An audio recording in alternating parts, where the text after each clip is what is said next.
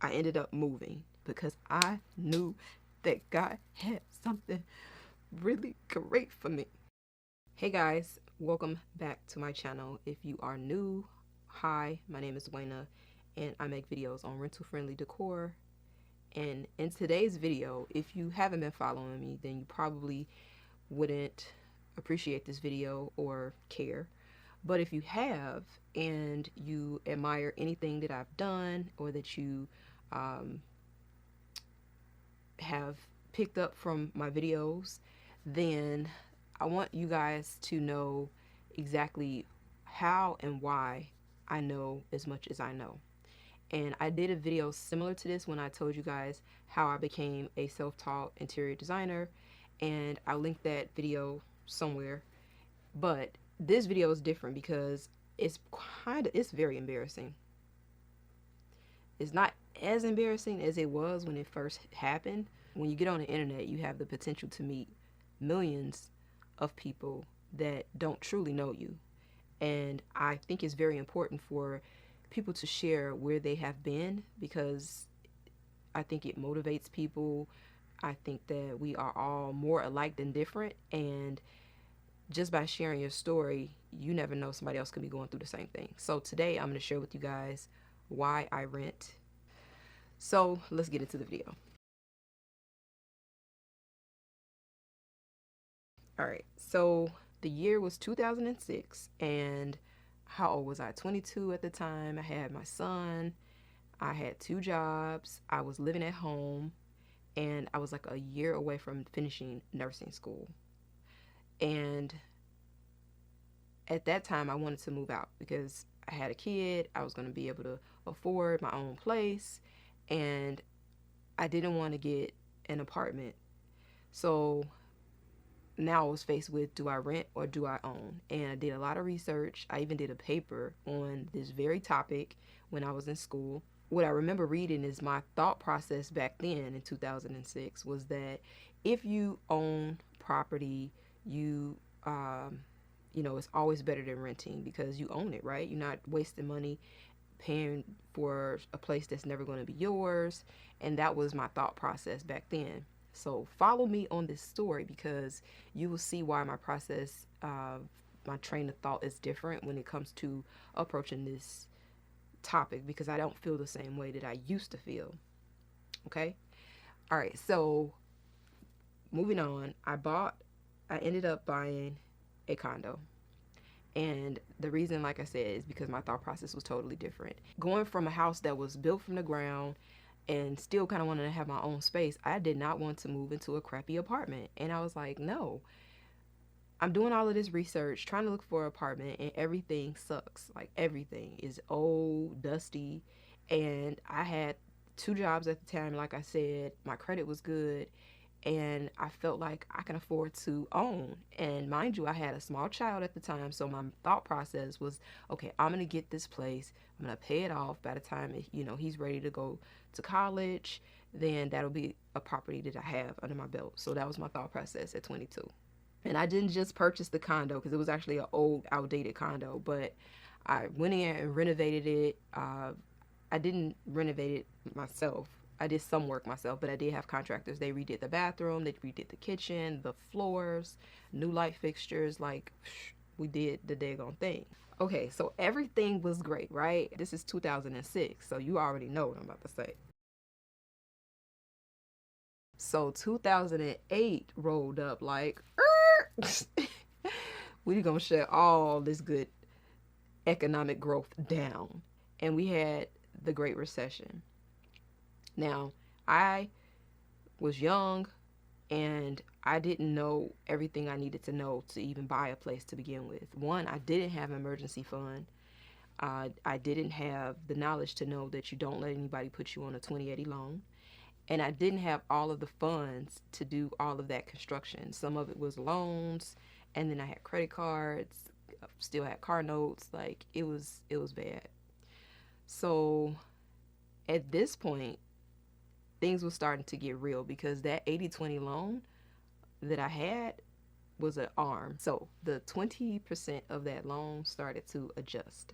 And at that time, because I had taken on so much debt to make the place look nice, I think I was paying for childcare. I was doing way too much, paying for school, and my credit score wasn't where it was before I got the home. So the mortgage adjusted and it went up a lot. It went up double of what it was. And I was like, okay, I got this. I can do this. You know what? It is a lot, but I got this. And then things kept getting more expensive. And then hours started getting cut. It was just a mess. So what ended up happening is I said, okay, I'm going to sell my place. I'm going to sell my place. So I found a realtor, and she ended up putting it on the market, and it didn't do anything. But as it's on the market, I'm watching all of the properties, including mine, decrease in value. Decrease in value. So I ended up taking it off the market because I couldn't get a buyer. And the worst part of all, and this is why I said I just didn't know a lot. When I signed my mortgage loan, the HOA said that they didn't have a problem, like there was no clauses in the paperwork stating that you couldn't rent. However, once the housing crisis happened, they amended the bylaws and made a new clause stating that you could not rent, because I guess they had foreclosures at the time. So they didn't want any more renters because the property values were decreasing. So too many owners were bringing in renters, and they had to have a certain ratio of renters to owners. So they stopped the owners from having the ability to get a tenant into their space. So now my property has decreased in value, and I can't sell it, and I can't rent it out. And I have an adjustable mortgage, and I can't get it lower. So I turn to places like NACA, which is a really good organization. And I remember going there, and I met this guy, and he was telling me that my first mistake is I shouldn't have purchased my first home to live in. And I was like, you know what? You're right. But it's too late. What can you help me with now? What other advice do you have? So I ended up not getting assistance from NACA. By this time, years have gone by. I think it's like 2011 at this point. And I was still trying my hardest to pay down debt. I was literally up at night, sitting on the couch. And I still have these ledgers. I'm going to see if I can find them. I'm sitting on the couch, rebalancing, trying to see, okay, how can I pay this off? And I ended up paying some of my credit cards off. But what they did was, once I paid the credit limit down, they lowered the credit limit. So my credit score never, ever came up. So I was literally balling in debt. It was so bad. It was so bad. It had to be, if you include the mortgage and the credit cards and the car note, I didn't have any student loan debt, so that was the only good thing because I was paying for college myself. But with everything, I probably had over $100,000 in debt. Like, and I was like that was what, age 26, knee deep in debt, and no real way to pay it. Like, so I had to make some decisions. So come 2012, I'm trying to do short sales. I'm just literally like, this was my 20s. I'm trying to figure out how to get the heck up out of this property. Now, the property values are just in the toilet. And just to be very honest with you guys, I paid $80,000 for the condo. At that time, the condo was worth $20,000. And so I couldn't understand how I got there. Now I do. But at that time, I was like, how did I get this much debt? And my mom kept telling me not jump out there and get in a lot of debt. You should just stay here. And I didn't want to listen. So if your parents is telling you something, please listen. Don't learn the hard way, because it is just not fun.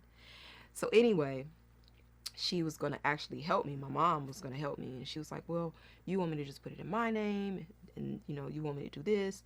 And I just didn't know. I was like, okay, should I? And then I went back to her and I was like, no, I'm just going to let it go. And I ended up that year, I ended up filing for bankruptcy as well as I went into foreclosure. And I was so embarrassed at the time. I was mad embarrassed. I'm kind of embarrassed now to even say it. I'm embarrassed. But I feel free because one thing about being on the internet, people can look you up, and I would rather tell my story and be comfortable in the growth and the transparency, because that could be somebody else. Like, that could be anybody. I mean, we're in a whole pandemic. I'm pretty sure somebody's not doing well in this climate that we're in. And that was me during the last financial meltdown that we had. Like, I was drowning in debt. And I wanted to make this video because I wanted you guys to know, whoever is watching, that whatever your situation looks like right now, if you make some decisions and change the way you think about things, make a plan, then there is a brighter side of things. Like I said, I know that a lot of people have been heavily affected by this pandemic, and I'm like always praying for people because I know how it feels to be swamped in that and just not even know if you're gonna get put out. I remember I went to the courthouse. This was after I filed bankruptcy, and I was trying to figure out like where I was gonna move to. And I remember going, and I had to ask the judge because I was supposed to have the sheriff. The sheriffs was supposed to come, but I ended up going to court and requested for like another 30 days. So, you know, a sheriff wouldn't just come and put me and my son out. I was, okay, take a break.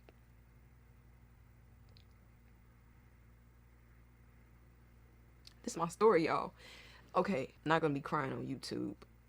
I always say that, but it's something about when you talk about it's something about talking about your past and seeing what God has brought you to even be able to tell people, just brings you to a place. But anywho, let me get to the point.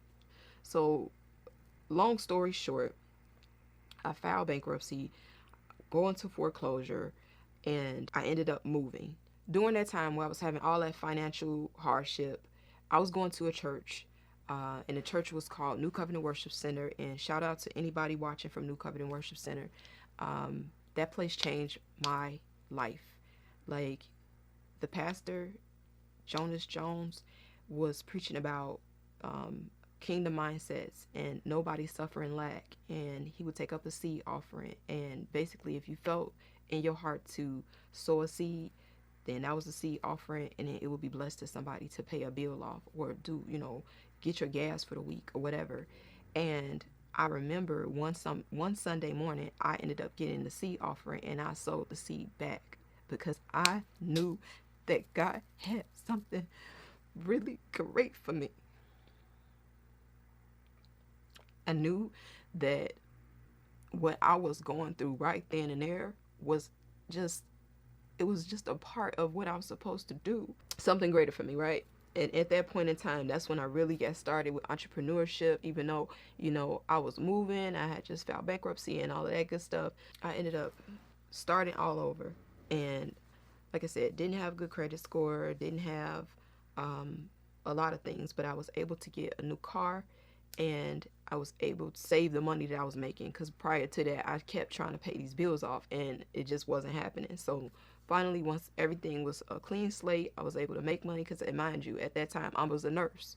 So that was the most frustrating thing. I'm a whole professional, and I'm broke. I'm broke in these streets. And shout out to Bay. Like, I have a very amazing guy, like a very amazing guy. And I just told you guys, I was a single mom, and I'm being very honest and forthcoming with you guys, because I want you to know, like, it don't matter how your life start out. Like, you don't know who you're going to meet. You don't know what you're going to go through that's going to bring you to something better.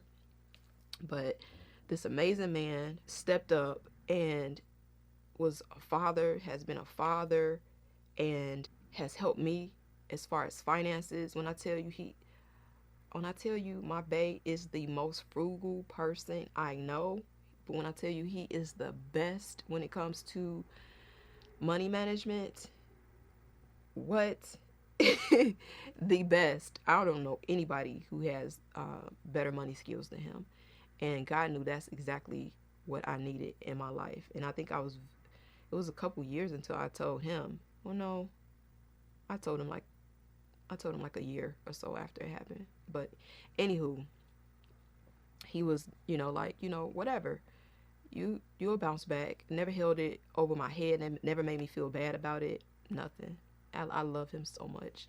So fast forward, like I said, ended up moving out of that place, and then I just relocated, went to another state, and then I ended up moving to Florida. So this would be the first time that I have ever put my name on a lease. So most people, I did it backwards. That's what makes my story so, like, I get so emotional when I think about it. Like, God, you put me here. This is my first apartment. And this is what, when I started YouTube in 2014, which is during all of that time, because I was like, listen, these jobs are not going to save you. If you drown it is not going to be a job that's going to save you. I was working my butt off.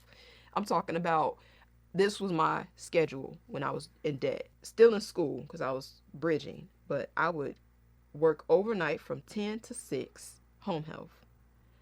And then I would get off at 6, shower, and then I would go to school from like 9 to 12, and then I would go to work from 1 to 9.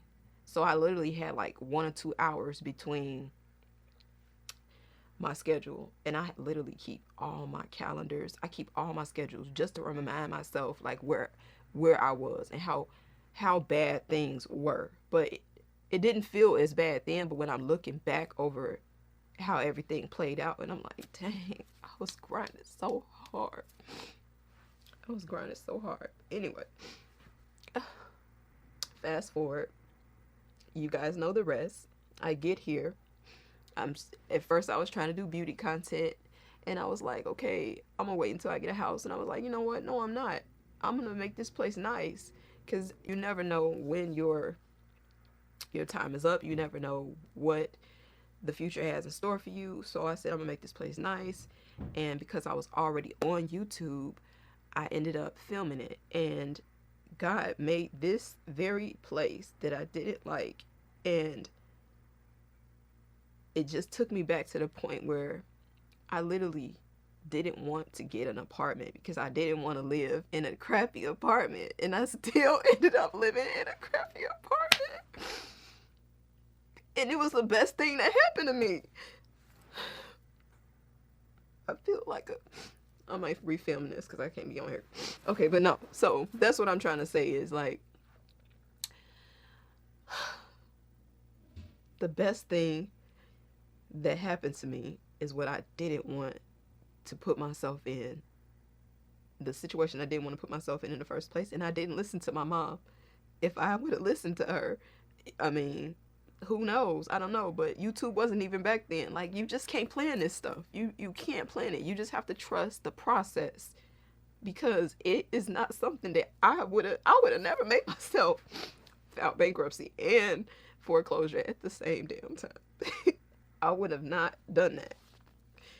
But you just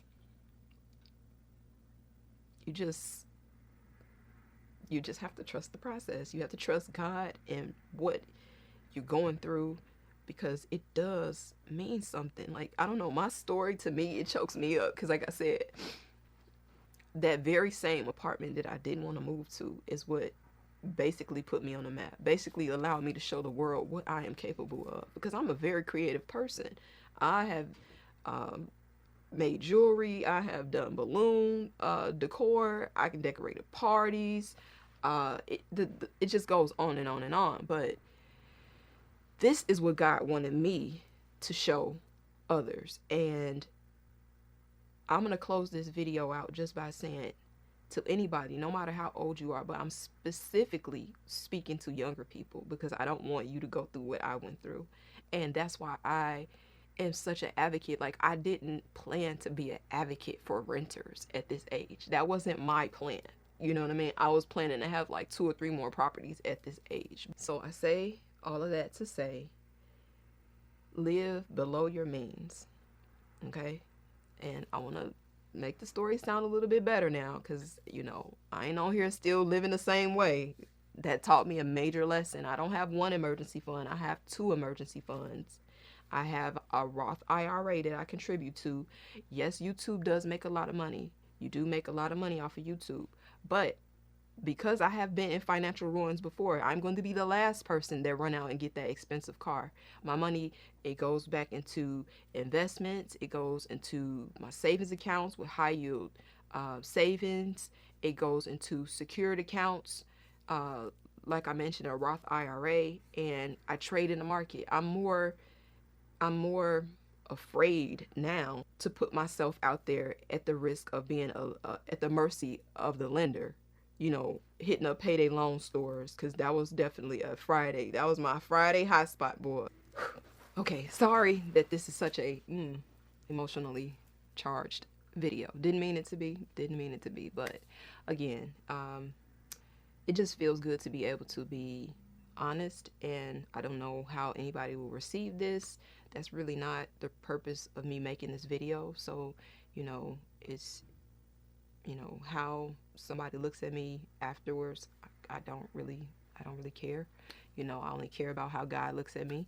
But if this story sounds like you, or if you, like I said, are having difficulties during this season, just know that every season is not a great season, but it always does get better. You just have to believe that it will, and put the work in, and listen to wise people, and it'll get better. It will get better. And as my lovely fiance always likes to say, don't let other people's ideas spend your money, okay? So if somebody's telling you you need to get a house, then unless they are following that statement up with a down payment, a little check to help on the down payment, or help the taxes, or any repairs that come along with it, then you just let that fly over your head, because when it's time for the bills to be paid, they are not going to be anywhere around. Do you. That's why I always say, be you. Be you. Do you. Do you. Sorry, guys. I did not mean to be like all choking up, but that's my story. That's my story. And like I said, I'm not proud of it at all. Like I said, during that time, I was mortified. And my mom kept saying, it's not a big deal. It's not a big deal. I'm like, yes, it is. I'm a failure. And fast forward, you know, almost 9 years later, it's like it never happened. You know, it did, because like I said, it taught me a valuable lesson. It taught me how to move different. It taught me how to think, and it let me know where I never want to go back to. And so that's my story, guys. Comment down below if you have ever experienced a situation where you thought it was the worst thing that has ever happened to you, but it turned out that God was making it like the setup for something amazing. I would love to hear your story. So, alright guys, I'm going to jump off of here. I got another video to film after this. It's the highly requested video that you guys have been asking for, and it's how to hang your TV without using a drill and to hide your cords. So, as always guys, be you, be beautiful, be chic on a budget. I love you guys, and I'll see you on the next upload. Bye guys.